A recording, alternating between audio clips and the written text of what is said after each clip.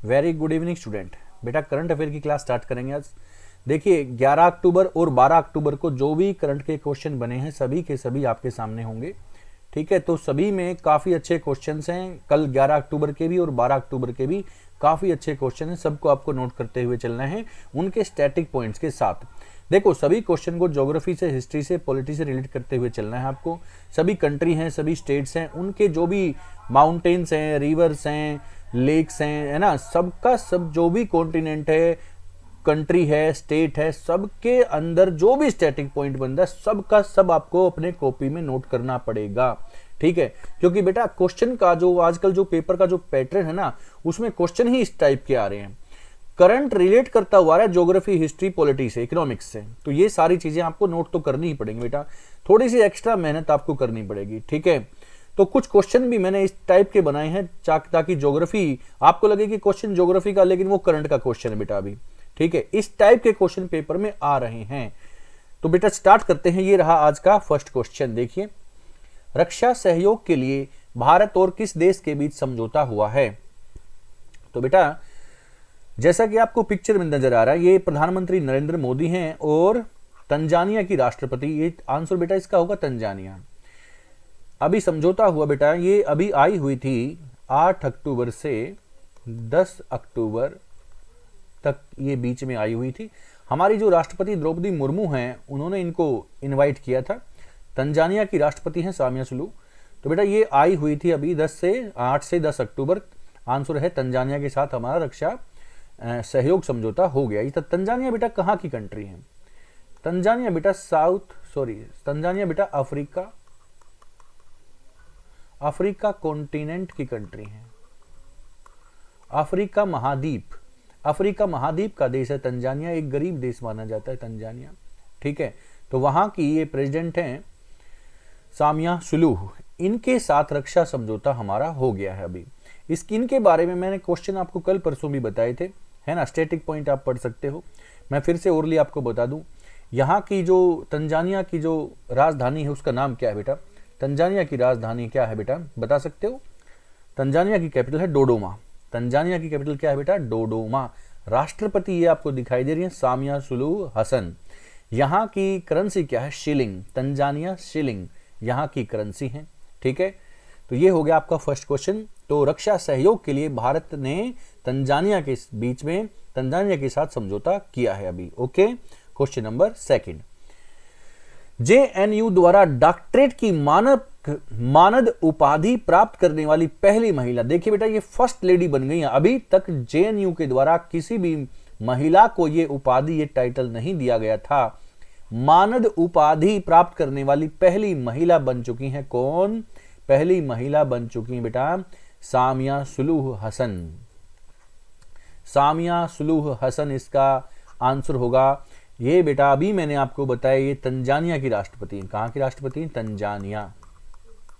ये तंजानिया की राष्ट्रपति हैं जो अभी 8 से 10 अक्टूबर हमारे इंडिया में इनवाइटेड थी। किनके द्वारा? राष्ट्रपति द्रौपदी मुर्मू के द्वारा।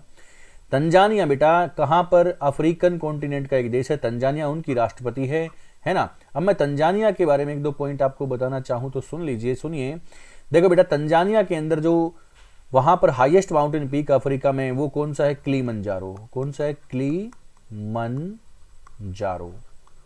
Kilimanjaro is the highest mountain peak of Africa. It is the volcanic mountain. बेटा ये ज्वालामुखी पर्वत है। वोल्केनिक माउंटेन, ये ज्वालामुखी पर्वत है बेटा एक। लेकिन यह कैसा ज्वालामुखी पर्वत है? ये अभी बिल्कुल डेड है। ठीक है, एक्सटिंक्ट वोल्केनिक माउंटेन है। ये मृत ज्वालामुखी पर्वत है। इसमें अभी कोई भी उद्गार, कोई विस्फोट, कोई भी ऐसा कोई विस्फोट वगैरह नहीं होता। बिल्कुल मृत है, शांत हो चुका है ना। किलिमंजारो ये हाईएस्ट माउंटेन पीक भी है बेटा अफ्रीका कॉन्टिनेंट के अंदर।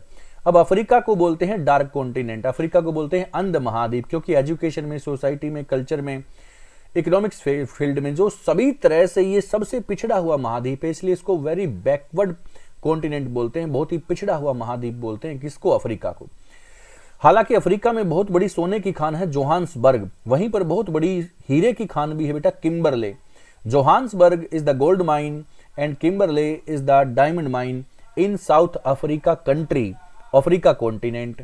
ठीक है बेटा, यहां दुनिया का सबसे बड़ा डेजर्ट भी है Sahara desert, divided into 11 country. 11 देशों में फैला हुआ है बेटा सहारा डेजर्ट। यहां दुनिया की सबसे लंबी नदी भी है नील नदी। यहां दुनिया की सबसे लंबी नदी है बेटा नील नदी, जो कि विक्टोरिया से निकलती है। नील नदी के पानी से वहां पर दुनिया की सबसे लंबी जो नहर है वो भी बनाई गई है ना। कौन सी? स्वेज नहर, जो कि मिलाती है भूमध्य सागर को और लाल सागर को। Mediterranean sea and red sea jointed by Suez canal. ठीक है, और इसी स्वेज कैनाल के बनने से यूरोप का और भारत का रास्ता कम हो गया। 7000 किलोमीटर का रास्ता कम हो गया बेटा। नहीं तो यूरोप के जो आदमी थे, जो कि पुर्तगीज थे, जैसे वास्को डी गामा थे, वो कहां से होते हुए आए थे बेटा? वो अटलांटिक ओशियन से होते हुए, फिर वो सदर्न ओशियन से होते हुए, साउथ अफ्रीका से, केप ऑफ गुड होप से होते हुए इंडिया के अंदर वो पहुंचे थे, है ना। लेकिन अभी स्वेज नहर के बनने से वो भूमध्य सागर में आते हैं, मेडिटेरियन सी में आते हैं, फिर वो स्वेज कैनाल में आते हैं, फिर वो रेड सी में आते हैं, फिर वो अरेबियन सी में आते हैं और डायरेक्ट वो इंडिया पहुंच जाते हैं। इससे 7000 किलोमीटर की दूरी उनकी कम हो गई है। ओके, तो ये सभी क्वेश्चंस थे किसके? साउथ अफ्रीका कॉन्टिनेंट के। अफ्रीका कॉन्टिनेंट इकलौता ऐसा कॉन्टिनेंट है बेटा जहां से equator line, tropic of cancer line, tropic of Capricorn line जहां से पास आउट होती है, और किसी भी कॉन्टिनेंट में ये तीनों लाइन नहीं जाती हैं, नहीं क्रॉस करती हैं। ठीक है, यहां पर कालाहारी डेजर्ट भी है। ठीक है, यहां पर कौन सा डेजर्ट है? कालाहारी डेजर्ट भी है, जहां पर कालाहारी डेजर्ट में शतुरमुर्ग वगैरह आपको मिलेंगे, बुशमैन वहां पे ट्राइब मिलेगी। सहारा डेजर्ट में कौन सी ट्राइब होती है बेटा? सहारा डेजर्ट में बद्दू या बेदुइन ट्राइब होती है, जनजाति होती है। वहीं पर कांगो बेसिन भी बेटा, कांगो बेसिन में पिग्मी ट्राइब होती है, पिग्मी जनजाति इन कांगो बेसिन। ये इतने सारे पॉइंट मैंने आपको बता दिए अफ्रीका कॉन्टिनेंट के, इन सबको आपको नोट करना है बेटा। कहीं से कोई भी क्वेश्चन फंस सकता है, इसलिए मैं हमेशा आपको बोलता हूं सबको नोट कीजिए। अगर मैं ज्यादा फास्ट बोल रहा हूं तो बेटा पॉज करके क्वेश्चन को नोट कीजिए, सबको नोट करना है आपको। जो भी अफ्रीका की चीजें मैंने आपको बताई हैं, इनको बार बार आपको नोट करते हुए चलना है। डेली बस इनको 10 मिनट रीड कर लीजिए, आपका अच्छा खासा करंट का सेशन विद स्टैटिक पॉइंट आपका बहुत अच्छा जीके बन जाएगा। ओके, चलो क्वेश्चन नंबर 3 देखते हैं। भारत ने किस देश के साथ अपने 75 सालों के संबंधों का जश्न मनाया है अभी? Recently, India and which country have celebrated 75 years of diplomatic relation? तो बेटा आंसर क्या है? फ्रांस, ब्रिटेन या स्विट्जरलैंड या रसिया? तो बेटा आंसर क्या है इसमें? जैसा कि आपको यहां पर ये फ्लैग दिख रहा है, ये एक तो इंडिया का फ्लैग आपको नजर आ रहा है, दूसरा ये फ्लैग आपको किसका नजर आ रहा है? ये फ्लैग है बेटा स्विट्जरलैंड का। कौन सी कंट्री का? स्विट्जरलैंड का। ठीक है, स्विट्जरलैंड के साथ बेटा अभी हमारे 75 ईयर्स हो चुके हैं, हमारे दोस्ताना संबंध है किससे? स्विट्जरलैंड से। ठीक है, स्विट्जरलैंड बेटा कौन से कॉन्टिनेंट की कंट्री है? स्विट्जरलैंड है बेटा यूरोपियन कॉन्टिनेंट। ठीक है, यूरोप महाद्वीप का देश है स्विट्जरलैंड। स्विट्जरलैंड को बेटा बोलते हैं यूरोप का खेल का मैदान, यूरोप का खेल का मैदान, play ground of Europe. Play ground of Europe किसको बोलते हैं? स्विट्जरलैंड को बोलते हैं बेटा। स्विट्जरलैंड की कैपिटल क्या है बेटा? स्विट्जरलैंड की कैपिटल है बर्न। स्विट्जरलैंड की कैपिटल क्या है बेटा? बर्न। स्विट्जरलैंड को बोलते हैं हेवन ऑफ द अर्थ, धरती का स्वर्ग किसको बोलते हैं? स्विट्जरलैंड को बोलते हैं बेटा। यहीं पर जेनेवा भी है। कौन सी क्या है यहाँ पर? जेनेवा। जेनेवा बेटा एक ऐसा एरिया है वहां पर जो कि बहुत सारी ऑर्गेनाइजेशन का जो कि हेड ऑफिस है। जैसे कि हम बात करें रेड क्रॉस, जो कि रेड क्रॉस है, जो रेड क्रॉस है, इसका ये जो ऑर्गेनाइजेशन है बेटा, इसका हेड ऑफिस भी जेनेवा के अंदर है। ये जो रेड क्रॉस ऑर्गेनाइजेशन है, रेड क्रॉस ऑर्गेनाइजेशन बेटा सबसे ज्यादा बार पीस का नोबेल प्राइज जीत चुकी है। 3 बार शांति का नोबेल पुरस्कार जीतने वाली ऑर्गेनाइजेशन है रेड क्रॉस, जिसका हेड ऑफिस जेनेवा स्विट्जरलैंड के अंदर है बेटा। बहुत अच्छा क्वेश्चन है। देखिए अक्टूबर के महीने में नोबेल जो प्राइज हैं उनको दिए जाने की घोषणा की जाती है। नोबेल प्राइज दिए जाते हैं 10 दिसंबर को। तो जो बेटा पीस का जो नोबेल प्राइज है अब की बार का, वो किसको गया बेटा? वो मोहम्मदी को गया है। किधर की? ईरान की एक लेडी जो कि जेल में है, जिनको 31 साल की सजा सुना रखी है। तो अब की बार का उनको मिलेगा मोहम्मदी को। ठीक है, नरगिस मोहम्मदी को मिलेगा बेटा, जिन्होंने अभी 8 साल से, पिछले 7-8 साल से अपने बच्चों की शक्ल तक नहीं देखी है। इतनी बड़ी कुर्बानी होती बेटा। पीस का नोबेल प्राइज आपको ऐसे ही नहीं मिलता, सबसे मुश्किल होता है पीस का नोबेल प्राइज। ठीक है, तो बेटा जो रेड क्रॉस है इसको 3 बार शांति का Nobel prize, peace Nobel prize इनको मिल चुका है। नोबेल प्राइज बेटा कहां से दिए जाते हैं सबको मालूम है, स्वीडन से दिए जाते हैं, लेकिन शांति का नोबेल प्राइज बेटा ओस्लो नॉर्वे की कैपिटल से दिया जाता है। नोबेल प्राइज 1901 से दिए जाते हैं बेटा। ठीक है, सबसे लास्ट में नोबेल प्राइज दिया गया था कौन सा, इकोनॉमिक्स का। 1969 में पहली बार इकोनॉमिक्स का नोबेल प्राइज दिया गया था। भारत में ये नोबेल प्राइज बेटा किसको मिल चुका है, अमर्त्य सेन को मिल चुका है। क्वेश्चन नंबर 4 पे चलते हैं। हिंद महासागर रिम एसोसिएशन का अध्यक्ष कौन सा देश बना है? Which country has become the president of Indian ocean rim association? तो बेटा आंसर क्या है इसका, देखिए option A Myanmar, option B Sri Lanka, option C Indonesia, option D Bangladesh. यहां पर आपको दिखाई दे रहा है बेटा, देखो ये इसका लोगो आपको दिखाई दे रहा है, ये है Indian ocean rim association, IORA, ये रहा इंडियन ओशियन रिम एसोसिएशन। इसका बेटा अब की बार इसका अध्यक्ष बनाया गया है श्रीलंका को, है ना। श्रीलंका बेटा इंडियन ओशियन के ठीक ऊपर है श्रीलंका, ठीक है ना। तो श्रीलंका को अब की बार इसका हेड बना दिया गया है। और ये IORA ये बेटा कब स्टैब्लिश्ड हुआ था, ये 1997 में ये ऑर्गेनाइजेशन बनी थी। इसके अंदर बेटा अभी कितनी कंट्री हैं, इसके अंदर कंट्री हैं 23 कंट्री हैं, 23 देश हैं बेटा इसके अंदर। इसका हेड ऑफिस किधर है बेटा, इसका हेड ऑफिस है बेटा मॉरिशस कंट्री जो है वहां पर इसका हेड ऑफिस है। ठीक है, हेड ऑफिस किधर है, मॉरिशस के अंदर। कब बनी थी, 1997 में बनी थी, है ना। कब बनी थी, 1997 में। कितने देश हैं इसके अंदर, 23 देश हैं। अच्छा, इंडियन ओशियन बेटा इकलौता ऐसा ओशियन है जो जिसका नाम किसी देश के नाम पर है। इंडियन ओशियन इकलौता ऐसा ओशियन है बेटा जिसका नाम किसी देश के नाम के ऊपर है, इंडिया के नाम इसके ऊपर इसका नाम है। ठीक है ना, इंडियन ओशियन या हिंद महासागर इसको कहते हैं, हिंद यानी हिंदुस्तान, इंडियन ओशियन यानी इंडिया। ठीक है, तो इंडिया के नाम पर इसका नाम पड़ा है। आपको मुझे एक आंसर देना है बेटा, मैं आपसे एक क्वेश्चन पूछ रहा हूं, इंडियन ओशियन के अंदर सबसे बड़ा आइलैंड कौन सा है, biggest island in Indian ocean? इसका आंसर बेटा आप लोग मुझे बताओगे। ठीक है, बता सकते हो तो मुझे कमेंट करके सब बच्चे मुझे बताएंगे। Okay, question number 5। हाल ही में गंगा डॉल्फिन को कौन से राज्य का जलीय जीव घोषित किया गया है बेटा? अभी रिसेंटली बेटा जलीय जीव ये बन गया है उत्तर प्रदेश का। कहां का, उत्तर प्रदेश का।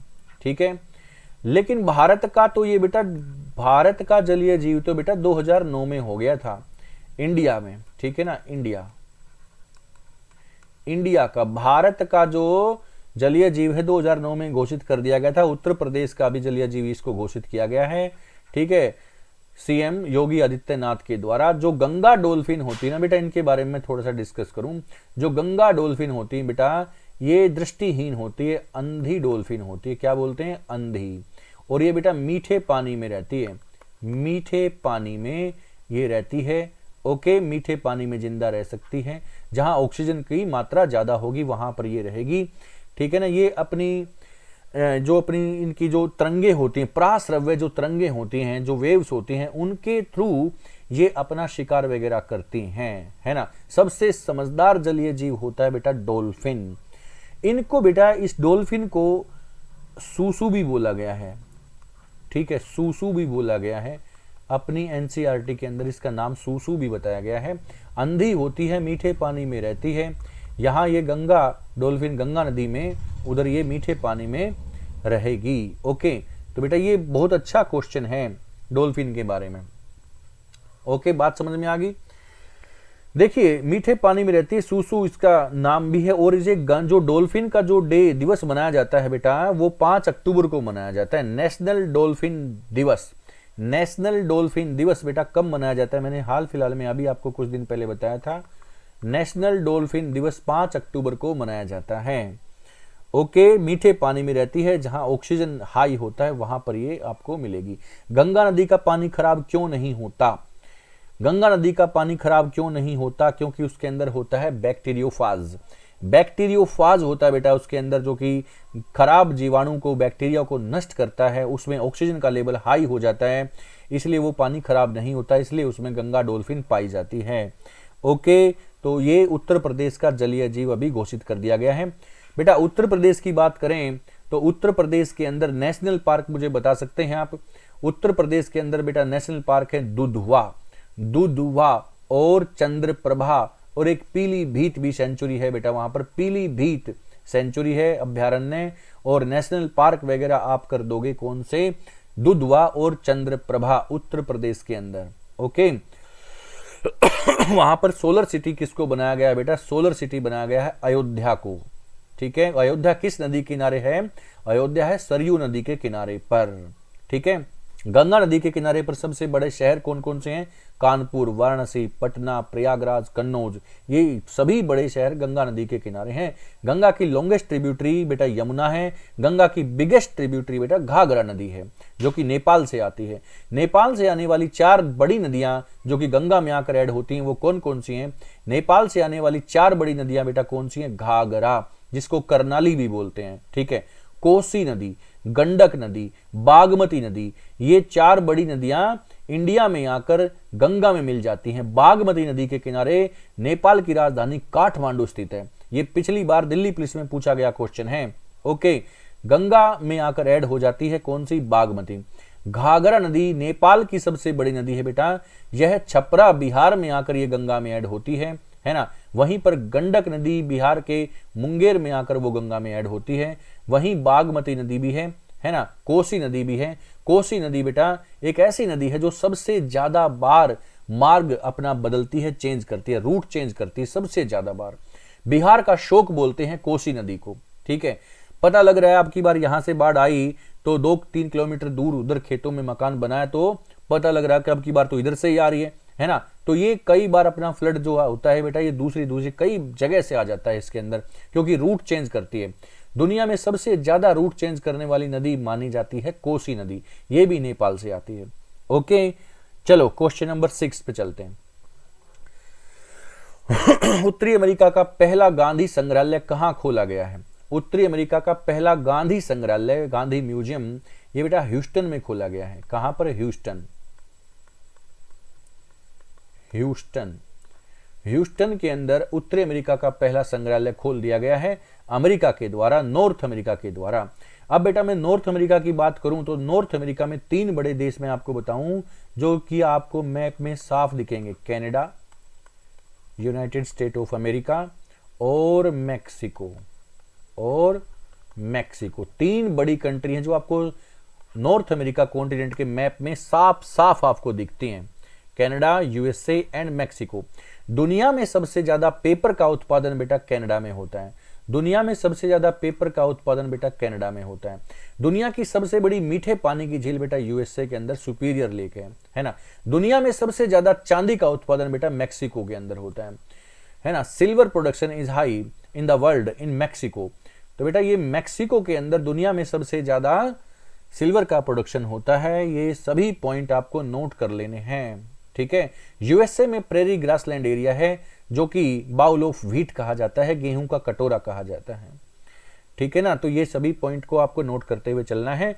दुनिया में सबसे पावरफुल जो साइक्लोन आता है जिसको टोर्नेडो बोलते हैं, कहां आता है? यूएसए के अंदर आता है टोर्नेडो। ठीक है, चलो आगे बढ़ते हैं। कैलिफोर्निया, वहां पर एक फिल्म सिटी है, हॉलीवुड फिल्म सिटी कैलिफोर्निया है बेटा। न्यूयॉर्क कौन सी नदी के किनारे बसा शहर है बेटा? न्यूयॉर्क है हडसन नदी के किनारे। न्यूयॉर्क एक ऐसा शहर है बेटा जो आपसे पूछा गया क्वेश्चन है, हडसन नदी के किनारे है, हडसन रिवर के किनारे न्यूयॉर्क है। शिकागो वो शहर है बेटा जहां पर 1893 में स्वामी विवेकानंद ने भाषण दिया था धर्म सम्मेलन में। विश्व धर्म सम्मेलन में शिकागो में स्वामी विवेकानंद गए थे अमेरिका, और वहां पर उन्होंने अपने विचार रखे थे, अपने हिंदू धर्म के बारे में उन्होंने वहां पर अपने विचार रखे और दुनिया उनकी फैन हो गई थी, है ना। दुनिया हिंदू धर्म के बारे में जितना अधिक जानती चली जाती है और वो फैन हो जाती है जब उनको पता चलता है कि ऐसी ऐसी चीजें हिंदू धर्म में हैं और वो जिनके बारे में पहले जानते नहीं थी। शायद आप बच्चों को नहीं मालूम होगा कि साउथ अमेरिका कॉन्टिनेंट में एक ऐसा देश है जहां हनुमान चालीसा वहां स्कूलों में पढ़ाई जाती है, सुनाई जाती है प्रेयर के अंदर। ऐसा ही यूरोप के अंदर भी कुछ कंट्री हैं जहां पर हनुमान चालीसा और गायत्री मंत्र का उच्चारण वहां उनके स्कूलों में स्कूलों में बच्चों से करवाया जाता है, गायत्री मंत्र और हनुमान चालीसा। क्योंकि इन जो गायत्री मंत्र है ना बेटा, इनकी जो साउंड वेव्स होती हैं ये सीधी ब्रह्मांड में पहुंचती हैं। और ये देखो, सब बच्चों को ये मालूम होना चाहिए, जो कि साउंड वेव हमारी होती है, जो हम आवाजें निकालते हैं, वो कभी खत्म नहीं होती।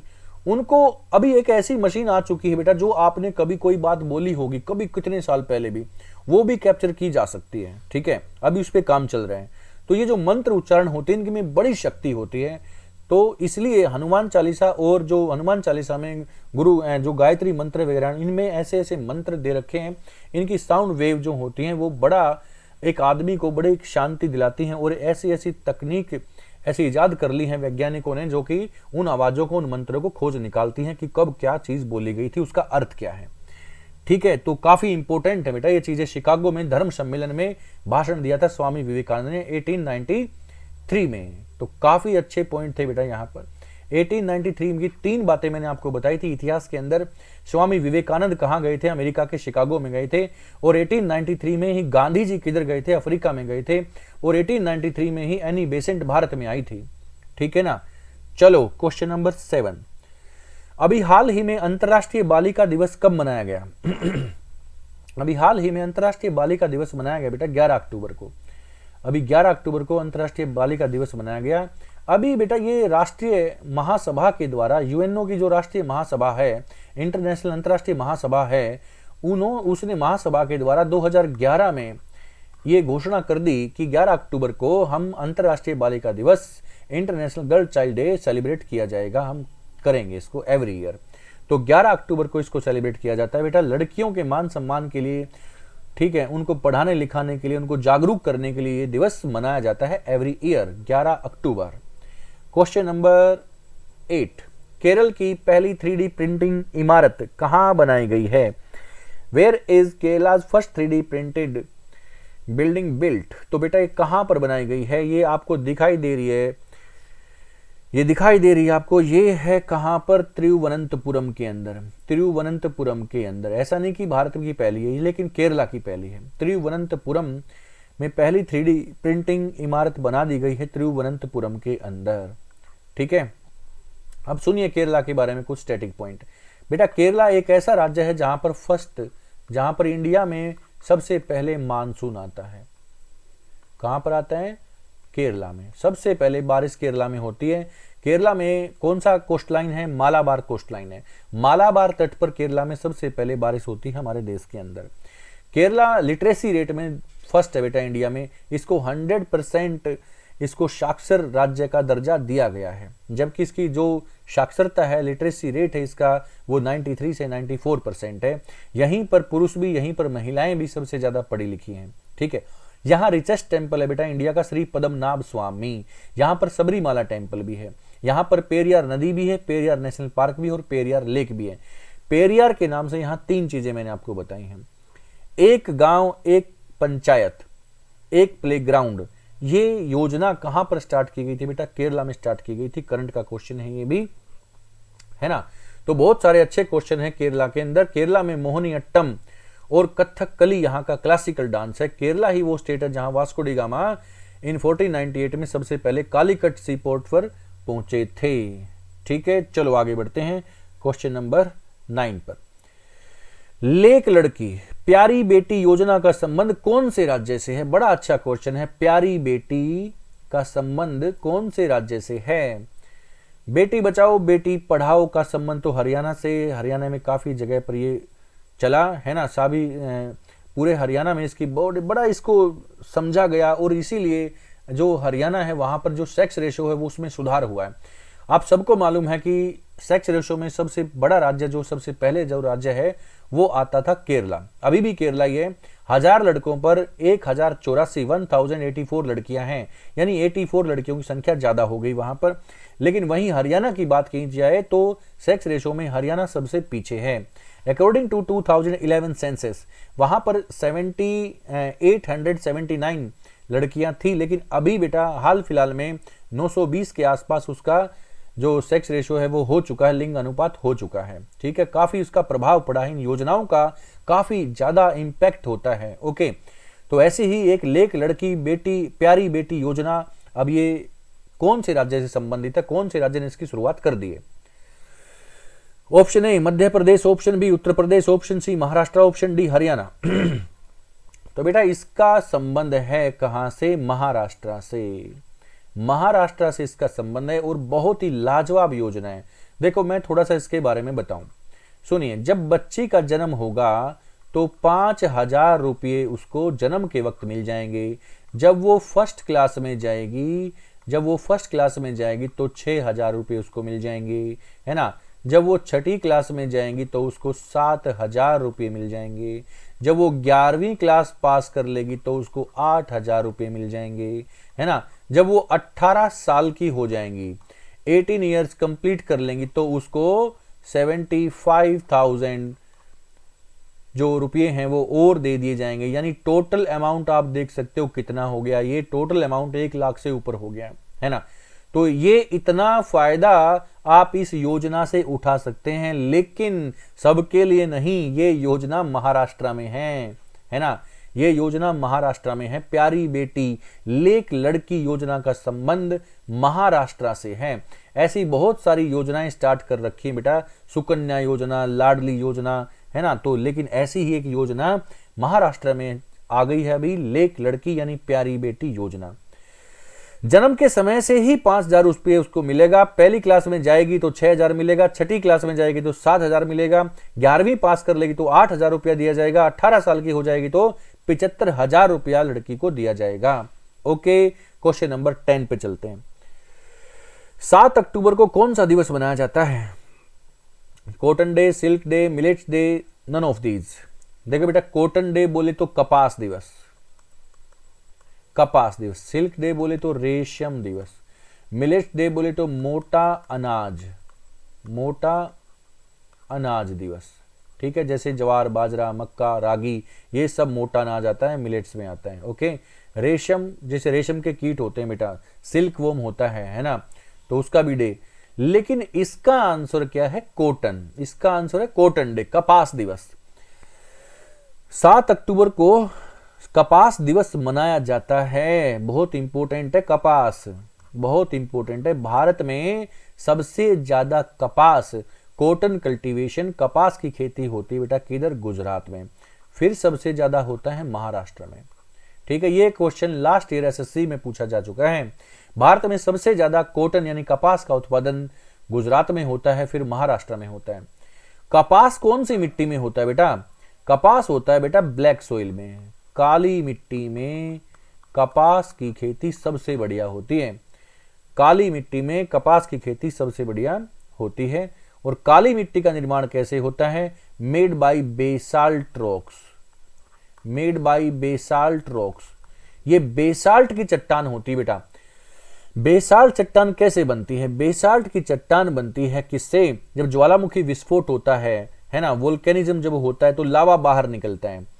वोल्केनिक इरप्शन के समय लावा बाहर निकलता है और वही लावा जब ठंडा होकर सूख जाता है तो पत्थर बनते हैं। और वो पत्थर कौन से बनते हैं? वो पत्थर होते हैं, वो रॉक्स होती है बेसाल्ट की। और जब वही बेसाल्ट रॉक्स में इरोजन होता है, अपर्दन होता है, तो वही बनती है काली मिट्टी। और उसी काली मिट्टी में सबसे बढ़िया खेती होती है कपास की। कपास सबसे ज्यादा होता है गुजरात में, महाराष्ट्र में, यहां इस साइड जहां पर दक्कन का पठार है। Deccan प्लेटू area is the best area for the cotton. ठीक है, तो ये सबसे बढ़िया, सबसे जबरदस्त एरिया माना जाता है डेक्कन प्लेटू का एरिया, क्योंकि काली मिट्टी है तो कपास ज्यादा होगा। ओके, चलो क्वेश्चन नंबर 11। अभी हाल ही में वनडे वर्ल्ड कप क्रिकेट में कौन सी टीम ने सबसे बड़े रन चेज का रिकॉर्ड बना दिया है? अभी जो वर्ल्ड कप खेला जा रहा है भारत के अंदर, 2023 का world cup cricket, ODI world cup cricket खेला जा रहा है भारत में बेटा। और अभी सबसे बड़ा रन चेज रिकॉर्ड बन गया, 344 रन चेज कर लिए गए हैं बेटा। कितने? 344 रन बनाए थे किसने? बनाए थे श्रीलंका ने, श्रीलंका ने बनाए थे। चेज किसने कर लिया? चेज कर लिया पाकिस्तान ने। ओके, पाकिस्तान इसका आंसर होगा। पाकिस्तान ने ये रिकॉर्ड तोड़ दिया है बेटा, रन चेज करने का सबसे बड़ा रिकॉर्ड बन गया है अभी किसी भी टीम के द्वारा सबसे ज्यादा रनों को चेज करने का रिकॉर्ड पाकिस्तान के नाम हो चुका। पाकिस्तान ने श्रीलंकन टीम को अभी हराया। श्रीलंका ने 344 रन बनाए थे, ठीक है ना, और पाकिस्तान ने बहुत ही जल्दी ये आंकड़ा प्राप्त कर लिया अपना। ठीक है, चलो आगे बढ़ते हैं क्वेश्चन। लेकिन पाकिस्तान की टीम बेटा विवाद में आ गई, थोड़ा सा मैं यहां पर प्रकाश डालूंगा।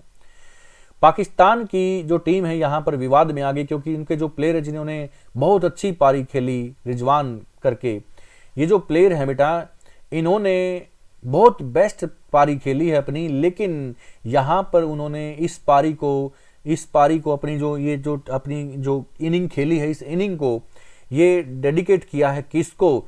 हमास एक संगठन, एक आतंकवादी संगठन है, किधर का? ये फिलिस्तीनियों का। ठीक है, कहां पर? गाजा में, गाजा पट्टी में हमास, जिसने इजराइल पर अटैक किया था, तो उनको सहानुभूति देते हुए बेटा ये विवाद में फंस गई है पाकिस्तान की टीम। पाकिस्तान की जो टीम है उनके जो अभी जिसने सेंचुरी लगाई है, जो बहुत अच्छा खेले हैं, उन्होंने यहां पर हमास को, फिलिस्तीनियों को ये पारी, ये अपनी इनिंग डेडिकेट की है, उनके नाम ये पारी खेली है उन्होंने, और उनके नाम का एक तरह से बाद में उन्होंने वहां नमाज अदा भी किया, काफी चीजें उनके नाम से की हैं। तो यहां पर ये विवादों में आ गई है। एक खिलाड़ी को ऐसे किसी का पक्ष ना लेते हुए अपना खेल खेलना चाहिए, है ना। तो यहां पर ये देखते हैं आगे अगला कदम क्या होता है आईसीसी का या बीसीसीआई का, है ना, इंटरनेशनल क्रिकेट काउंसिल, इस पर क्या एक्शन लेते हैं। ठीक है, क्वेश्चन नंबर 12, हाल ही में चर्चा में रहा ऑपरेशन पवन का संबंध किससे है? हाल ही में चर्चा में रहा ऑपरेशन पवन का संबंध किससे है? ये बेटा ऑपरेशन पवन स्टार्ट किया गया था, ये अभी स्टार्ट नहीं किया गया, लेकिन ये अभी क्यों मैं बता रहा हूं, क्योंकि अभी अभी एक डेट गई, यानी कल, कौन सी डेट थी? 11 अक्टूबर। तो 11 अक्टूबर से ऑपरेशन पवन का संबंध है बेटा। और ये ईयर कौन सा होगा फिर? ये ईयर था 1987। ध्यान से सुनना पॉइंट को। ऑपरेशन पवन स्टार्ट किया गया था 11 अक्टूबर 1987 को। कहां पर बेटा? श्रीलंका के लिए।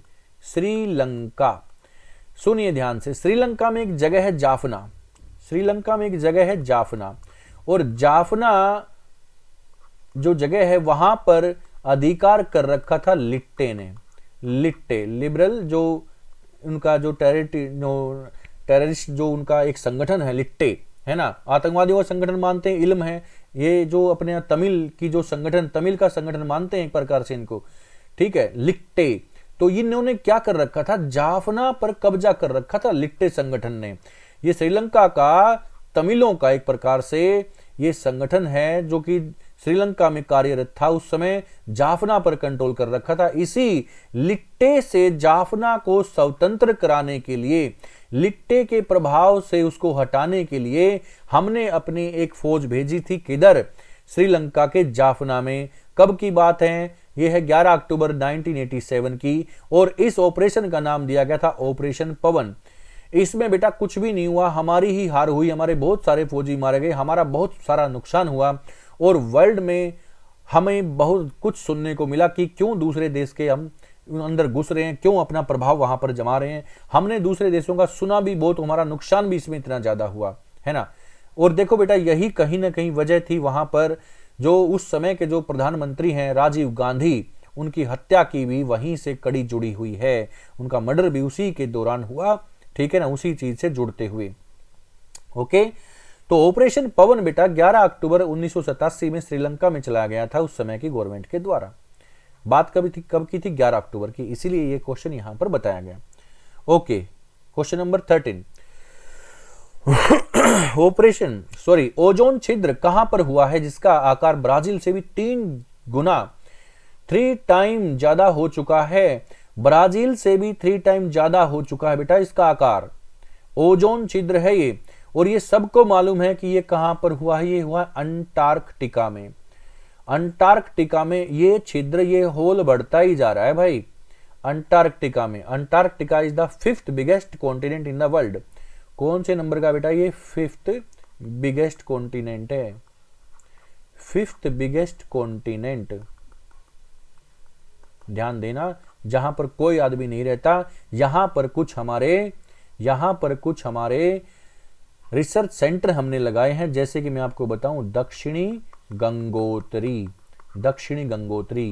भारती, मैत्री, ये हमारे कुछ रिसर्च सेंटर हैं जो हमने खोजबीन के लिए अंटार्कटिका में लगा रखे हैं, है ना। अंटार्कटिका में जाने वाले पहले आदमी कौन थे बेटा? फर्स्ट इंडियन जो अंटार्कटिका में गए थे वो थे गिरिराज सिरोही, जो कि बुलंदशहर उत्तर प्रदेश के थे। बुलंदशहर उत्तर प्रदेश के ये थे पहले इंडियन जो कि अंटार्कटिका में गए थे, गिरिराज सिरोही, उत्तर प्रदेश के बुलंदशहर के। ओके, अंटार्कटिका में हाईएस्ट माउंटेन पीक है बेटा विंसेन मैसिफ,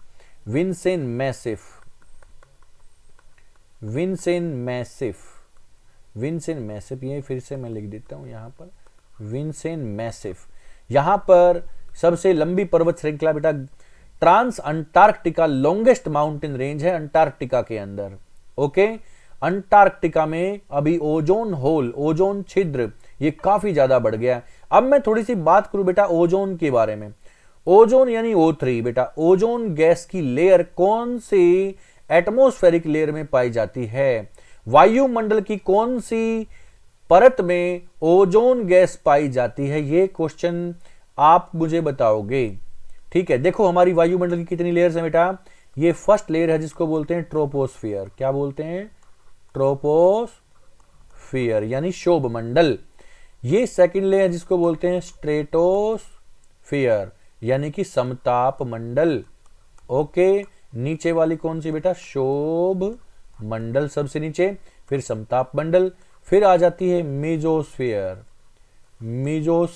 ओके, मीजोस्फियर को क्या बोलते हैं? मध्य मंडल।